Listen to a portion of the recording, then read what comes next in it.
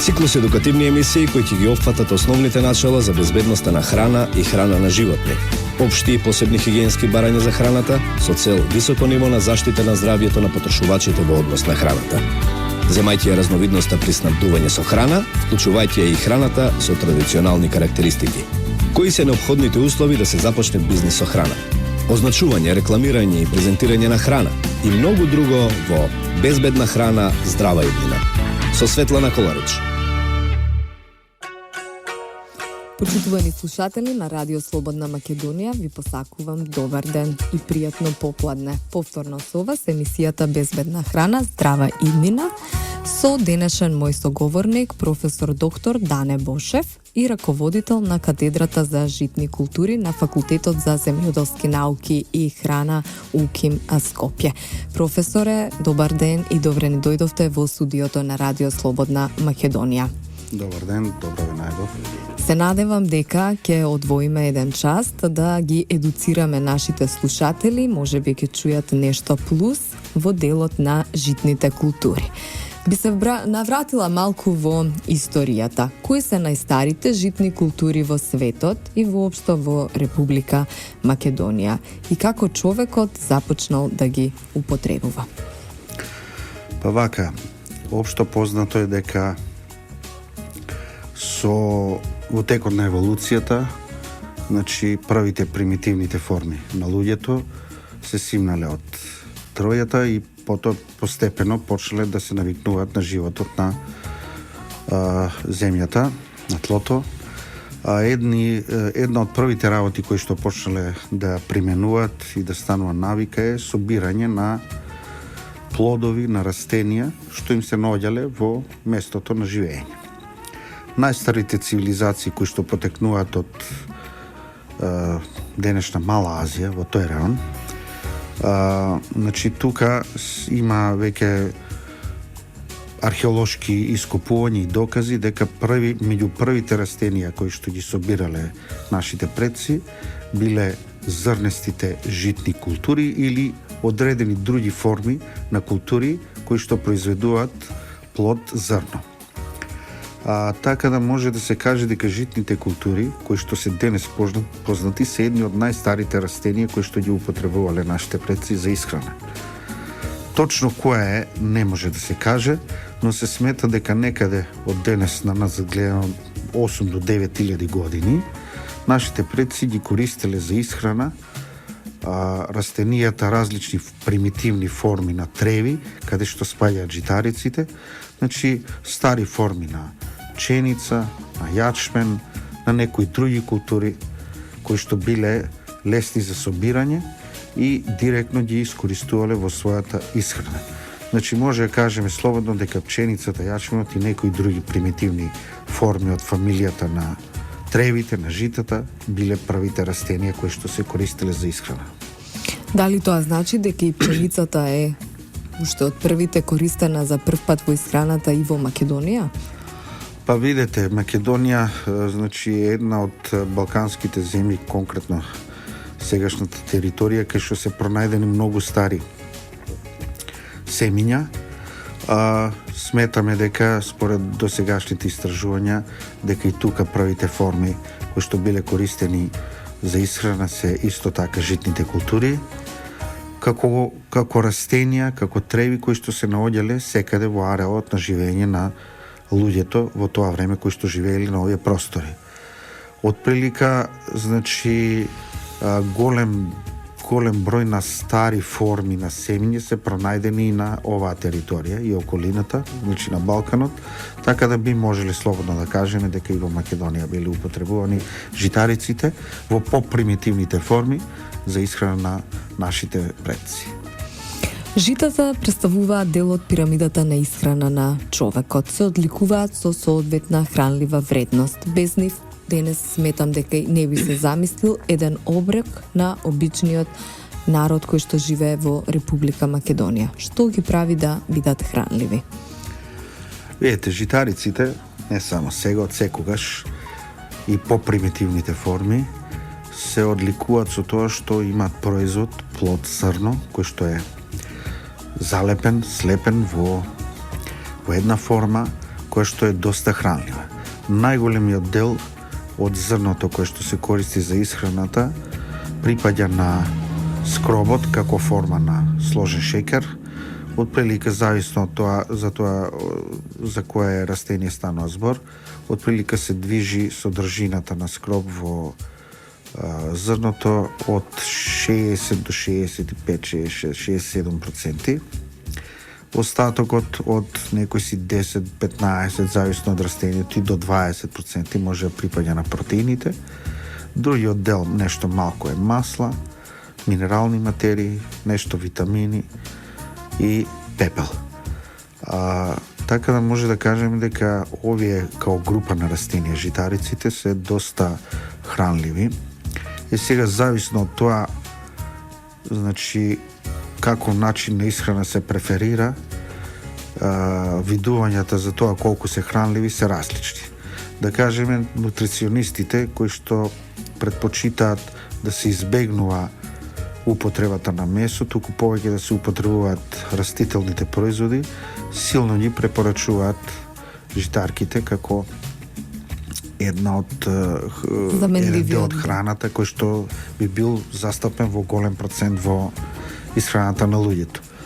Од друга страна се појавуваат различни реакции на човечкиот организам на одреден состав на житарките, кој што произлегува од една состојба на организмот, така да имаме други препорачуваат да не се употребуваат тие, да речеме кај болните од целијакија или болните од диабетис и така натаму.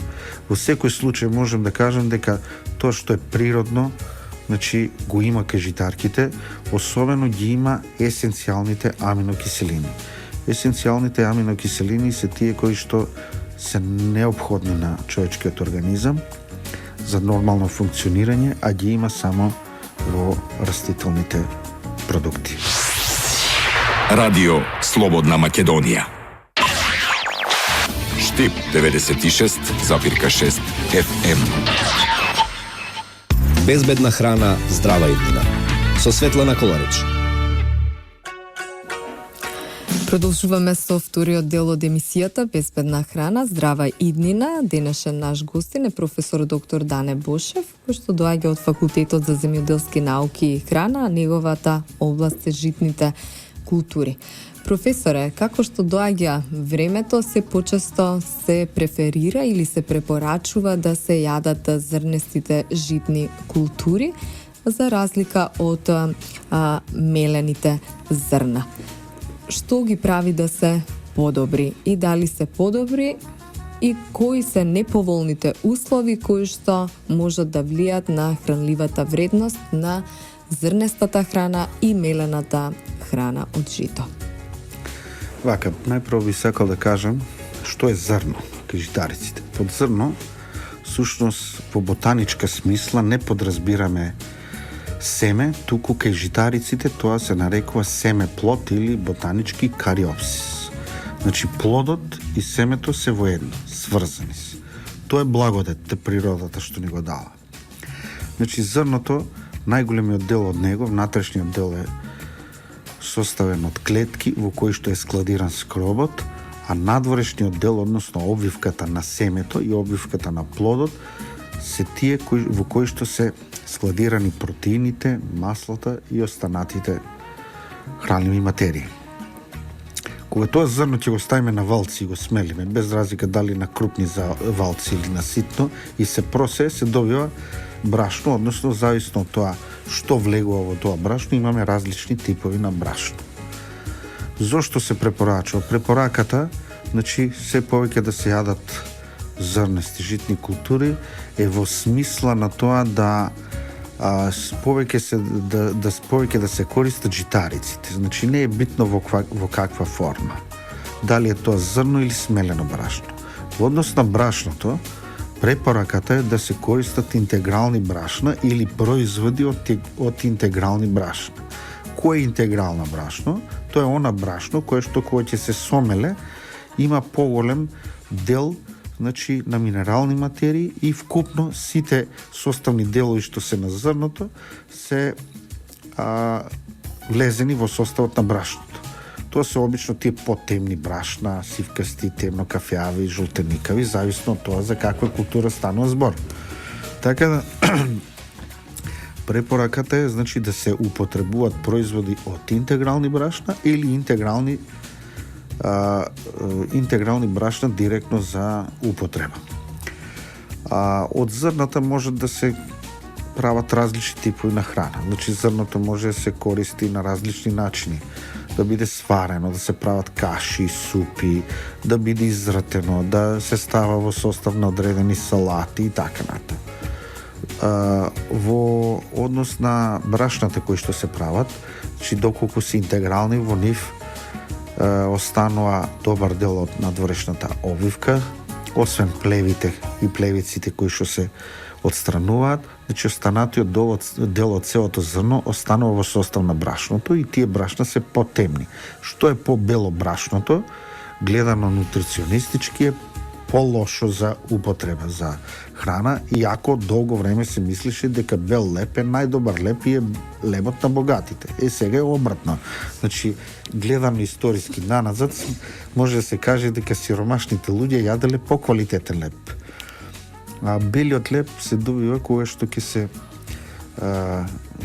направи просејување и одделување на сите останати делови, туку само да остане скробот. Значи, скробот не е неквалитетен, но најзначајните работи од обвивката на зрното ние ги фрламе и ги користиме како трици и ги даваме на животните, така да најубавиот дел животните го имат јадење. Во последно време, значи со текот на развој на човештвото, меѓу останатото и кај нас во нашата држава, се повеќе пораснува свеста за сопственото здравје кај луѓето. И на тој начин луѓето повеќе се интересираат и настојуваат да водат сметка да превенираат одредени болести. Има една, како кажам, една реченица многу популарна, јас на моите студенти им ја кажувам често пати, дека здравјето и болеста влегува преку устата и излегува преку устата. Значи, со неправилна исхрана, нели, не дај Боже, може да се добијат секакви болести. Но со правилна исхрана и болните луѓе може да се излечат од многу болести. Впрочем, тоа е во последно време се повеќе докажливо.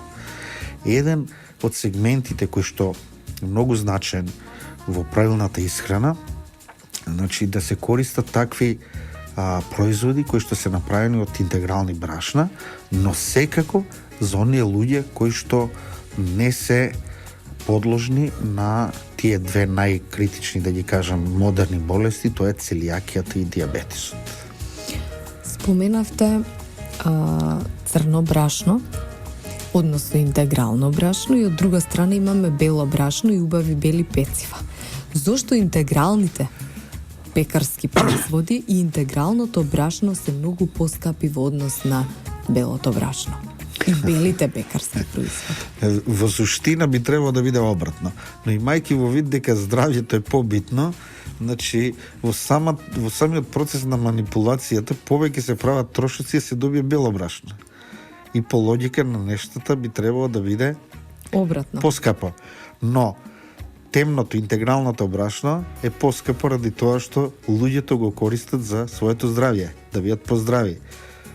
Кога е здравјето во прашање, нема цена. Тоа е основната причина. Дали постои можност да се изманипулира, да се додадат бои во белото брашно, за да имаме црно брашно? Так. Или пак велат дека можеби постои можност за избелување на веќе постоечката нормална бела боја на брашното? За жал во многу работи, па така и во мелничката, односно во пекарската поточна индустрија, има одредени работи што ги прават пекарите, кои што не би требало да ги прават. Една од тие работи е додавање на органски бои, кои што брашното, кое што е бело и би требало се добие бел леп, го прават да биде темно. Моја препорака е за конзументите кои купуваат одреден леп и сметат дека е тој интегрален или темен, да земат од централниот дел, од мекото да кажеме, да го стават во една чаша со вода обично. И ако после одредено време, 2, 3, 5 минути, не ја изгуби бојата си, остане такво кафеаво темно, тогаш ќе во ред, тоа е реално интегрален леп. Доколку обели, тоа значи дека имало внатре боја, која што боја е растворена, бидејќи органска боја, таа не е силно врзана и е растворена од водата. Така да ако видат дека од темна внатрешност на лебот добиле бела, им препорачувам. Додуша тие си знаат, но зошто би давале повеќе пари да купуват таков леб, кој што реално не е интегрален, туку е обаен. Навистина убава препорака до сите наши слушатели, многу ефтин, да кажам, начин како да процените дали ве изманипулирал пекарот, односно ви понудил интегрален леб во кој што е додадена боја. Доколку направите собствен тест и утврдите дека навистина сте изманипулирани, а на самата декларација на производот кој што сте го купиле вели дека станува збор за природен производ, може да пријавите во Агенцијата за храна и ветеринарство. Радио Слободна Македонија. Безбедна храна, здрава иднина. Со Светлана Коларич. Безбедна храна, здрава иднина, денешната емисија ја посветуваме на житните култури. Професор Бошев, има ли Македонија плодна почва да не исхрани и да ги задоволи нашите потреби со квалитетни житни култури? Можам слободно да кажам дека има површини за нашите потреби. Сега квалитетни, тоа е релативен поем. Значи, што подразбираме? Ајде прво за површините. Вообичаените потреби се движат некаде меѓу 300 до 330 илјади тони во Македонија на зрно. Во Македонија обично некаде 80 до 90-95 илјади хектари се сеат со пченица. Производството се движи 270-300, некои години доаѓа 320-30 илјади. Но добар дел од тоа производство на пченица не се дава во млиновите, туку го користат фармерите за собствени потреби, директно дома, или дури го користат, ако е по-неквалитетна, пченицата и за како дел од сточната храна. Така да можам слободно да кажам дека Македонија има можност, има површини слободно да ги засити своите потреби, дури и да произведе нешто и за извоз. Но, кој е проблемот? Прво, производството кај нас е поскапо во однос на околните држави, конкретно во однос на Србија и Бугарија, кај што се главните центри од каде што излегува пченица што се увезува во Македонија, нивното производство е поевтино. Имаат подобри полни услови, помали се трошоците, поголеми се приносите по единица површина и со самото тоа им доаѓа поевтина цена по килограм пченица. Поради тоа можат да ја извезуваат целиот суфицит што го имаат, го извезуваат. Најмногу тоа е во Македонија. Бидејќи има ефтино производството на пченица, имаат и ефтино производство на брашно. Така да брашното кое што се увезува од Србија, особено од Србија, е многу ниска цена, а нашите млинари не можат да го постигнат тоа. Така да се јавува тука еден проблем и добро би било ако ние сами како држава возможиме да сами си произведеме оние количини, да не се увезуваат надвор. Однос на квалитетот, реков, е релативна работа. Што подразбираме прво под квалитет? Значи, за некоја пченица може да кажеме дека има генетски особини да се произведе квалитетно зрно.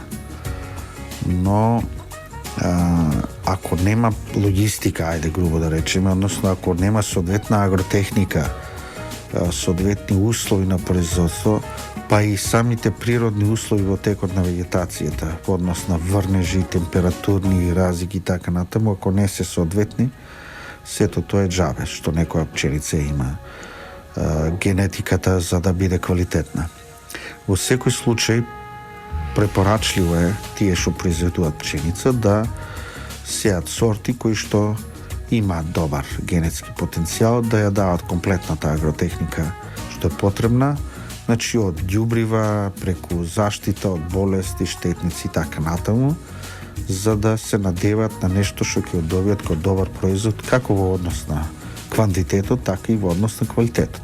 Штом ќе имат добар квалитет, јас верувам дека млинарите ќе се тепаат за да земат такво зрно. Ако не е добар квалитетот, а многу често не е добар кај нас, млинарите имат нормално слободен пазар и ја избегнуваат таа пченица, поготово што е со повисока цена од околните држави. Постојат одредени сорти на пченица кои што имаат потенцијал за подобар принос, а додека други за подобар квалитет. Најчесто, вообичаено, тоа е во една обратна пропорција, односно тие што имаат добар квалитет, приносот е послаб. И обратно, тие што имаат подобар принос, квалитетот е послаб. Најчесто. Не секогаш, но најчесто. Исто така постојат одредени сорти и видови кои што се за специфични намени. Такви се за намени, да речеме, кои што имаат повеќе глутен, помалку глутен, имаат можности за да се произведат различни типови на брашно, ниф и така натаму. Значи се зависи од тоа што би сакала млинарската индустрија. Дали располагаме ние со наши семенски сорти, автентични сорти кои што успеваат на нашите климатски промени и колку житните култури значи зависи нивниот раст и развој од климата во Република Македонија и кој е најдобар регион? Така, во однос на климата секако дека е еден од најбитните фактори. Значи, во принцип, приносот и квалитетот зависат од оној фактор кој што е во минимум. Така да кај нас најчесто тоа е водата. Иако последните години имаме премногу вода и поплави, сепак би рекол дека тоа е како резултат на друго нешто, односно на климатските појави. Општо земено, значи, кај нас има доста долго време и доста лукси на осветленост, доста сончеви денови, но проблемот се јавува како резултат на тоа што нема доволно вода во критичните фази, односно во фазите на налевање на зрното, тоа е некаде мај, крајот на мај и јуни месец, кога што значено е да има доволно вода во почвата за да може да се примат хранливите материи и да се налее во зрното. Во однос на сортите во Македонија има домашни сорти кои што се солидни сорти, но тоа не е толку значајно. Значајно е значи дека било која сорта се стави, без разлика домашна или увезена, битно е таа да е адаптирана на одредени услови за производство.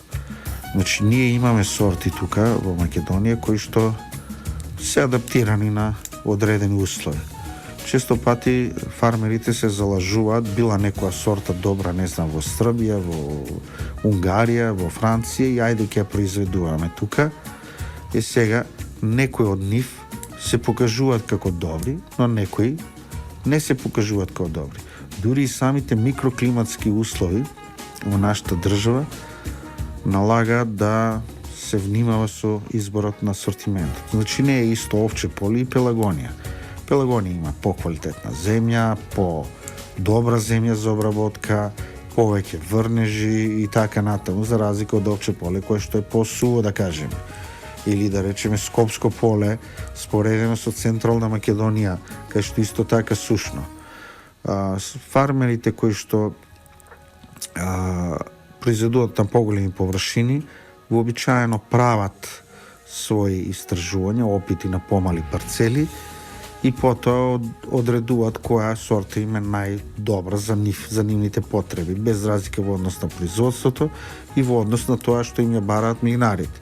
Исто така, вообичаено, не секогаш, но тие фармери што имаат поголеми површини се информираат во научните институции, факултети, институти и така натаму, што би им препорачале или ги слушаат едукативните програми, впрочем, као што и ова.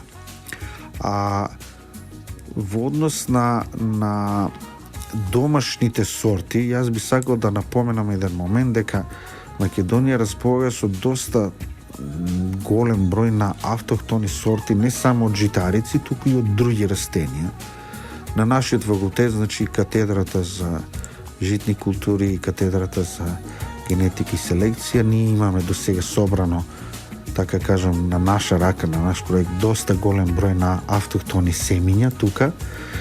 Ќе продолжиме и понатаму, сакаме да направиме една голема колекција и потоа да ги испитаме кои би биле добри, односно прво да се види нивната разлика, се со цел, можеби не тие директно се користат како во комерцијални цели, туку како добра база за генетски истражување, односно вкрстување и добивање на сорти. Сепак, не е тоа што е произведено во Данска, добро и за Македонија.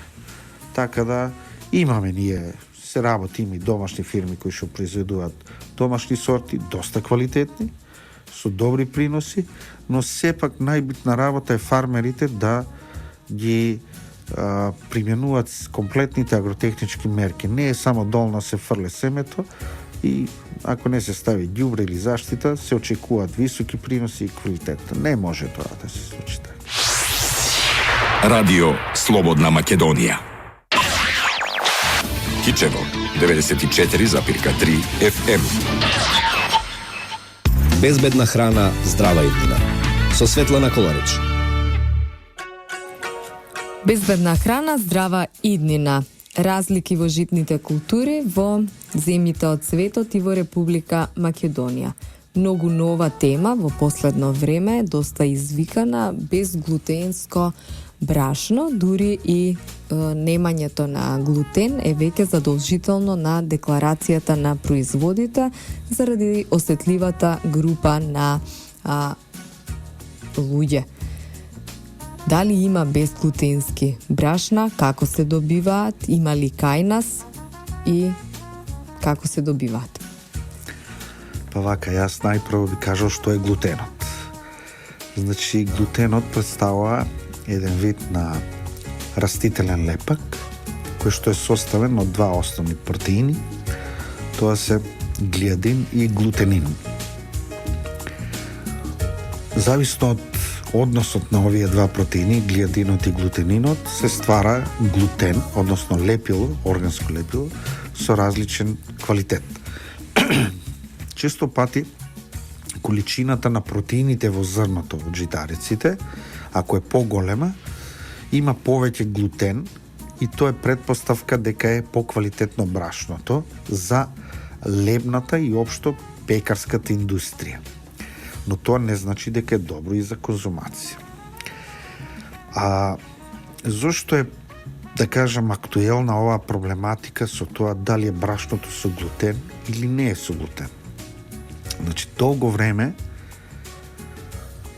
оваа проблематика е позната некаде 2000 години од сега нанацет, но дури во 19-тиот век е докажана. Во што се состои проблемот со глутенот и покасно мерките кои што се презимаат за да се елиминираат овие проблеми. Значи, постои една, да ја кажеме, болест ја нарекуваат, ја би рекол состојба на организмот, нешто слично на диабетисот, која што се нарекува целијакија. Целијакијата е болест која што кај луѓето предизвикува проблем со варењето, значи во желудечниот сок и со апсорбцијата на производите кои што содржат глутен. Значи, кога се конзумира одредена храна што има глутен, кај луѓето кои што се болни од целијакија, самите ресички на цревата, кои што треба да ги абсорбираат производите, се помали и поосетливи на глутен, тешко се вари и тешко се абсорбира, значи, храната која што е богата со глутен предизвикува тегови, диареја, мачнина, подуеност и така натаму. И уствари тоа се на некој начин првите симптоми дека организмот реагира на глутенот. Состојбата на целијакијата е трајна состојба, значи не се лечи. Нема лекување. Нема лек, но од друга страна со правилна исхрана, односно со елиминирање на производите кои што содржат глутен, може без проблем да се живее. Значи не е некоја болест што не може да се елиминира, што е кобна да кажем. Кои се тие производи што не содржат глутен? Значи тоа се производи кои што се направени од зрната кои што не содржат глутен. Такви се, пред се, општо познатите ориз и пченка, додека од житариците, сите житарици, овие што се познати кај нас, содржат глутен, не содржат одредени псевдо житарки или уште наречени лажни житарки. Зошто ги викаме псевдо или лажни житарки? Тоа се растенија кои што не спаѓаат ботанички во фамилијата со житата на тревите, по АЦ ботаничко кажано, туку спаѓаат во други фамилии, а нивните зрна се користат за правење на брашно, покасно од брашно на други производи, кои што се слични како и житариците. Поради тоа се наречени лажни жита. Значи, од житариците единствено просото и сиракот не содржат глутен, а од лажните жита тоа се хелда пред се, потоа киноа или квиноја и амарантот. Значи, хелдата некаде потекнува од Азија и најмногу ја користат во Русија. Во последно време се повеќе зима замав, баш од причини што се појавува се повеќе алергични, да кажам, луѓе на глутенот и брашното од хелдата се користи за правење на производи кои што немаат глутен. Значи, друго е киноата или квинојата, која што потекнува од Централна Јужна Америка, од висорамнините на Боливија, на Перу. Тоа е една зрнеста култура, што има ситни зрна, кои што не содржат глутен и може се користи на различни начини, со правење, да речеме, супи, каши, као додаток во варена во различни салати, може се прави леп од квиноја и така натаму. Друга е амарантот, кој што исто така наликува на кинојата, или штир уште наречен, кој што чисто зрна исто така се доста ситни, слично како квинојата и они се употребуваат и не содржат глутен, и секако познати кај нас просото и сиракот. Вообичаено просото и сиракот кај нас е познати како храна за папагали. Иако така е, да. Иако они спаѓаат во групата на житните култури, на вистиските, на просоедните жита, каде што се и пченката и оризот, значи овие култури кај нас главно се употребуваат или како сточна храна или како храна за папагали. Но во последно време се повеќе се наоѓаат на полиците во продавниците за здрава храна. Да речеме супи, различни типови на колачи, на крекери од просо, од сирак, се повеќе може да сретнат и секако пченката и оризот. Значи, оние култури кои што се во групата на вистинските жита, пшеница, јачмен, рж, тритикале и овес, иако во последно време има одредени форми на овес кои што немат глутен, се критични за исхрана кај луѓето кои што имат проблем со глутен. Значи, глутенот е оној лепак, органски, растителен лепак, кој што му овозможува на лебот, кога ќе се замеси, да подейства на квасците, да нарастет и кога ќе се испече лебот, кога ќе го пресече внатре тие што се дупчиња, Сунгереста отвори, форма. сунгерестото ткиво, тоа е тоа уствари. Значи да го држи оне на некој начин еден вид на формира на мрежа која што не дозволува да прерасне тестото, а ниту да биде премногу сплеснато. Да речеме типичен пример е пројата, која што е производ еден вид на леп од пченка. Знаеме дека не нараснува кој ќе се прави. Но ако земете да правите дома некои кифли, еве сега празници идат, колачи, така натаму, лебови разноразни, таквото тесто кое што пченица или рж најчесто нарастува и тоа уствари глутенот што го држи. Малку сега сум во дилема. На попкорн флексот, новиот вид на храна, кој што доста го преферираме, барем да кажам, како родители, како еден оброк за нашите дечиња, посебно наутро, вели без глутен. А сега ве слушам дека тој во суштина нема глутен. Тоа е само реклама? Вака, мислиме за корнфлекс или мислиме за мусли? Ако мислиме за корнфлекс, тоа се снегулки, флекици од пченка. Пченка, да. Само за значи, корнфлекс. Пченката нема глутен.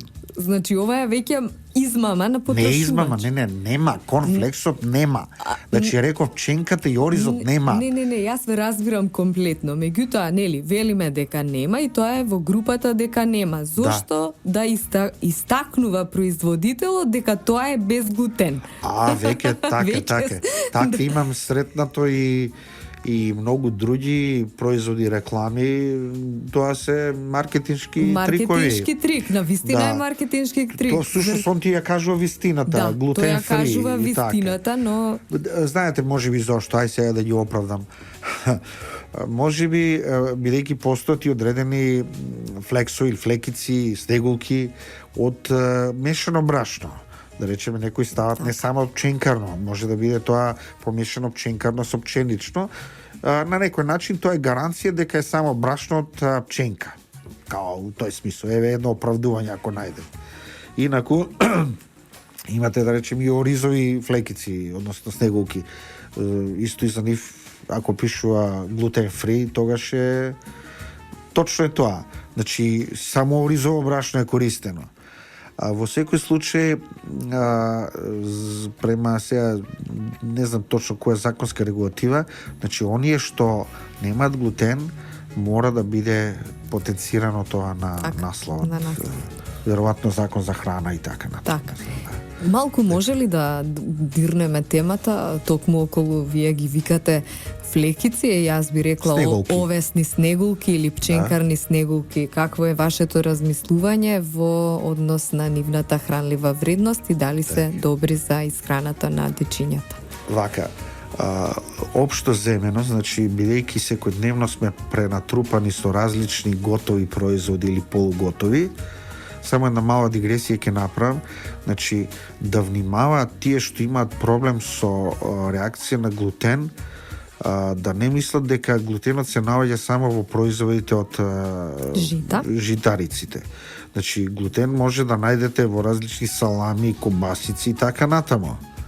Значи треба се внимава со тоа. Сега, се почесто се користи брзата храна, фаст фуд. Такво е времето, во брзо време живееме, динамично, немаме време да седнеме на рад да јадеме. Значи, од тие такви типови на храна се повеќе настанува уништување на микрофлората, проблеми со желудникот, со цревата. Овие овесни снегулки, мусли, комбинации од повеќе житарици и така натаму се исклучително добри од повеќе причини. Прво, за хранливата вредност е неспорно да се каже дека најчесто ги прават комбинации, мада има и поединечно, да речеме овесни, оризни и така натаму. Ако е комбинација, тогаш од се што е внатре, значи хранливата вредност ја прима организмот. Овие се добри пред се поради тоа што имаат големо присуство на целулоза. Тоа е еден тип на, значи тоа е целулозата е вид на шеќер, Тие се целулозни влакна кои што се во составот на целулозата, кои што делуваат како еден вид на шмиргла на желудникот и на цревата. Се што е нечистоти, залепени, да кажем, масла, одредени отрови, токсини разноразни, буквално низ цревата и низ желудникот овие ги гребат, ги собират. Имаат хранлива вредност во однос на доволни количини на скроп, на масла, на протеини и така да се исклучително добри, поготово наутро, бидејќи се лесно сварливи, брзо се консумираат во организмот и така да му дават енергија на организмот во текот на целиот ден. Професор Бошев, ние сме на крајот на емисијата Безбедна храна, здрава иднина. Знам дека нашите слушатели имаат денес што да слушнат. Навистина понудивте еден, да кажем, убав сегмент од вашето долгогодишно искуство, а не би рекла дека е мало. Пред емисијата зборувавме дека е над 26 години. Ви благодарам, се надевам дека можеби ќе бидете гостин и во некоја следна емисија на циклусот едукативни емисии Безбедна храна, здрава иднина. Благодарам и на вас, ви стоам на располагање во областа на мојата тема.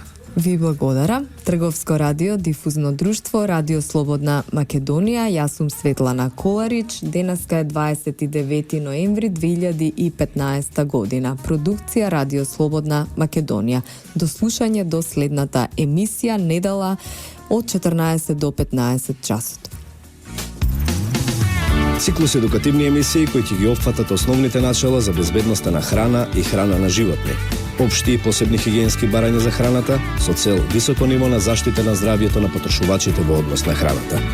Земајќи ја разновидноста при снабдување со храна, вклучувајќи ја и храната со традиционални карактеристики.